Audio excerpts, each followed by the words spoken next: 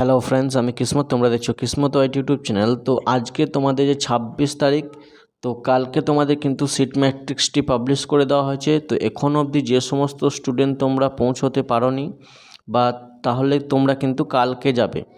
তো আজকে যে কাউন্সেলিংটি হচ্ছে 26 তারিখে, সেখানে কতগুলি থার্ড ফেজ যে স্পোর্টস অ্যালটমেন্ট শিল অর্থাৎ যে সিটটি সেটি তোমাদের কিন্তু পাবলিশ হয়ে গেছে বা স্পোর্টস কাউন্সেলিংটি কিন্তু তোমাদের চালু হয়ে গেছে। তো আজকে 11টার সময় কিন্তু তোমাদের হবে কাউন্সেলিং।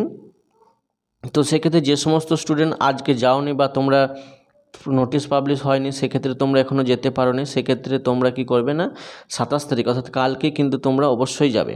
যে সমস্ত ক্যান্ডিডেট তোমরা এখনও যেতে পারোনি, অনেকজন কমেন্ট করে বলছে যে আমার এখনও অবধি র্যাঙ্ক কার্ড জেনারেট হয়নি। তো র্যাঙ্ক কার্ডের সাথে কোনো সাথ নেই, তোমার যে অ্যাপ্লিকেশন ফর্মটি রয়েছে সেই অ্যাপ্লিকেশন ফর্মটি নিয়েই তুমি চলে যাবে সেখানে গিয়ে তুমি কিন্তু সেখানে পার্টিসিপেট করতে পারবে।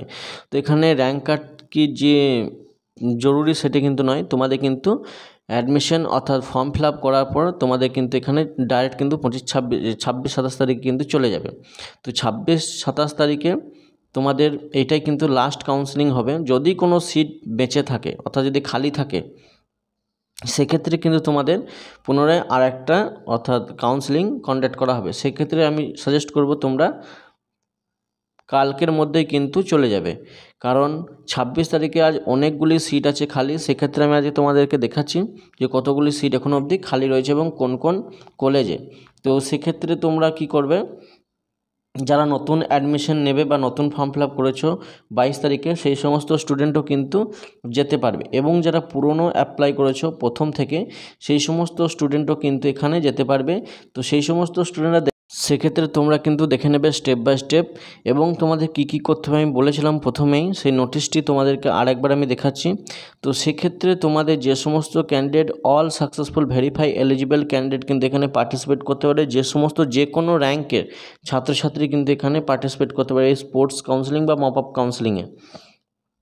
তো সেক্ষেত্রে তোমাদের যে স্টুডেন্ট এখন অবধি সিট পাওনি বা যারা সিট এক্সচেঞ্জ করতে চাও, দূরে কোনো কলেজে পেয়েছে, সেই সমস্ত স্টুডেন্টও কিন্তু অ্যাপ্লাই করতে পারবে।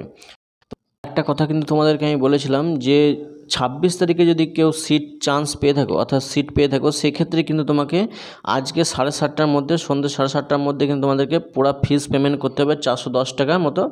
সেক্ষেত্রে তুমি 410 টাকার মতো ফিস পেমেন্ট করে দিয়ে তোমার সিটটি কিন্তু বুক হয়ে যাবে। অন্যথায় তুমি যদি সিটটি পেমেন্ট না করো 7:30টার মধ্যে সন্ধে, তাহলে কিন্তু তোমার সিটটি কিন্তু ক্যান্সেল করে দেওয়া হবে।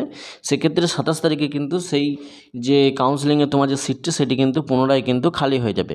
সেক্ষেত্রে তো আমি সাজেস্ট করব, যদি কেউ চান্স পেয়ে থাকো ভালো টেট, সেক্ষেত্রে কিন্তু তারা কিন্তু কী করবে না, অ্যাডমিশন নিয়ে নেবে। তো আজ আমি দেখাচ্ছি যে কতগুলি সিট খালি রয়েছে, তো দেখে নেবে তোমরা। এটা হচ্ছে 25 তারিখে তোমাদের যে সিট ম্যাট্রিক্স পেপারটি, অর্থাৎ 26 এবং 27 তারিখে যে কাউন্সেলিংটি হবে, সেক্ষেত্রে কিন্তু তোমাদের যে সিটগুলি রয়েছে, তো এখানে কিন্তু প্রচুর পরিমাণে সিট রয়েছে। জেনারেল র্যাঙ্ক থেকে শুরু করে SC ST OBC থেকে শুরু করে সমস্ত রকম এখানে কিন্তু প্রচুর সিট খালি রয়েছে। ভালো ভালো ট্রেড যেমন electrician, fitter, turner, electronics mechanic, machinist, welder, draftsman, mechanical draftsman, civil ইত্যাদি বিভিন্ন যে সমস্ত ভালো ভালো ট্রেডগুলি রয়েছে, সেগুলি কিন্তু প্রচুর সিট খালি রয়েছে অল ওভার ওয়েস্ট বেঙ্গলের মধ্যে। তো তোমরা কিন্তু একবার ট্রাই করতে পারো, বা যে সমস্ত স্টুডেন্টের অল র্যাঙ্ক, এখানে কোনো র্যাঙ্ক কোনো লিমিট বলা হয়নি, অল র্যাঙ্কের ছাত্রছাত্রী এখানে কিন্তু কিন্তু কাউন্সেলিং করতে পারবে। তো দেখে নেবে তোমাদের কোন ডিস্ট্রিক্টে। তো সিট ম্যাট্রিক্স পেপারটি তোমরা অফিসিয়াল ওয়েবসাইট থেকে পেয়ে যাবে, এবং এখানে তোমাদের কোন ডিস্ট্রিক্টে তোমাদের কোন কলেজগুলি রয়েছে, সেই কলেজের কতগুলি সিট খালি রয়েছে, কি রয়েছে না রয়েছে, তোমরা কিন্তু যেতে পারো। কিন্তু এখানে আরেকটা কথা মনে রাখো, প্রচুর সিট কিন্তু ডিস্ট্রিক্ট কোটাতে থাকে। তো সেক্ষেত্রে যে ডিস্ট্রিক্টের ছাত্র সেই ডিস্ট্রিক্টে যদি চুজ করো, প্রচুর সিট কিন্তু সেই ডিস্ট্রিক্ট কোটার আন্ডারে কিন্তু থাকে। সেক্ষেত্রে কিন্তু তোমাদের ডিস্ট্রিক্ট কোটার আন্ডারে কিন্তু অনেক সিট কিন্তু পেয়ে যাবে অনেকজন। ইলেকট্রনিক্স মেকানিক আছে, ইলেকট্রিশিয়ান আছে, ফিটার আছে। এখানে কিন্তু কোনো ফার্স্ট কাম ফার্স্ট সার্ভ বেসিসে হবে না, অর্থাৎ স্টেপ বাই স্টেপ নেওয়া হবে। 1 থেকে 10,000, 10 থেকে 20,000, 20 থেকে 30,000 এরকম করে কিন্তু ছেলে মেয়ে কিন্তু একসাথে করে ডাকবে। সেক্ষেত্রে তোমাদের কাউন্সেলিং হবে, যে ডিস্ট্রিক্ট থেকে বিলং করবে সেই ডিস্ট্রিক্টে কলেজ প্রেফার করবে। এবং তোমরা অনেকজন আছে কি অন্য ডিস্ট্রিক্টেও কলেজ প্রেফার করে, সেক্ষেত্রে কিন্তু পেয়ে যাবে। কোনো ডিস্ট্রিক্ট কোনো ম্যাটার করে না, কিন্তু ডিস্ট্রিক্ট যে ডিস্ট্রিক্টের ছেলে সেই ডিস্ট্রিক্টে যদি কোনো কলেজ চুজ করে সেক্ষেত্রে কিন্তু তার ডিস্ট্রিক্ট কোটার আন্ডারে হওয়ার কিন্তু চান্স বেশিরভাগ হয়ে থাকে। আশা করি তোমরা সবাই বুঝতে পেরেছো। এবং আজকে যে সমস্ত স্টুডেন্টের যাওয়া সম্ভব হয়নি তারা কিন্তু 27 তারিখে কিন্তু অবশ্যই যাবে, অর্থাৎ কালকে। তো 27 তারিখে গেলে কী হবে, তোমাদের যে সিটগুলি তোমাদের যে খালি থাকবে সেই সিটগুলি তোমরা পেয়ে যেতে পারবে। তো গিয়ে একবার ট্রাই করবে, যদি হয়ে যায় তা হয়ে যাবে।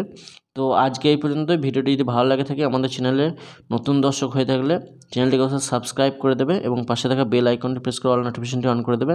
তো আজকে এই পর্যন্তই, ধন্যবাদ।